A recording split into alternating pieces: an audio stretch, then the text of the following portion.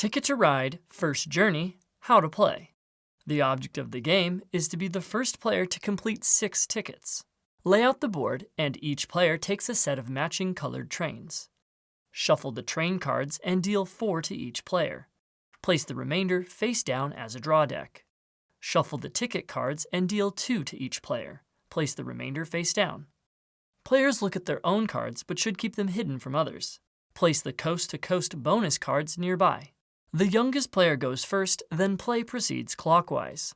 On your turn, you may either draw 2 train cards from the top of the deck and add them to your hand, or you may claim a route by discarding train cards from your hand that match the color and number of spaces on the board between 2 locations, placing one of your trains on each of those spaces.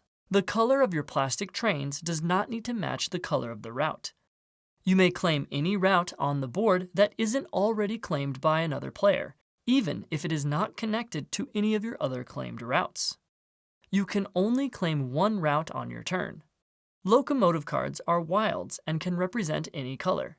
Some cities have 2 parallel routes. You are not allowed to claim both of those routes. When you have built a continuous line of trains between 2 cities printed on your ticket card with any number of cities in between, then you have completed that ticket. Flip it face up in front of you and let the other players know. Then draw 1 ticket card from the deck.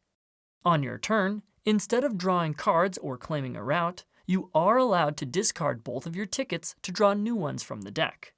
When you have completed a continuous line of trains from one of the West Coast cities to one of the East Coast cities, then you earn the coast-to-coast bonus and take the bonus card.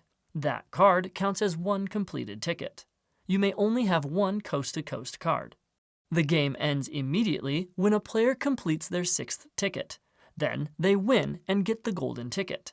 If a player places their last train on the board before this, then the game ends at that time and the player who completed the most tickets wins. If there is a tie, then all the tied players win.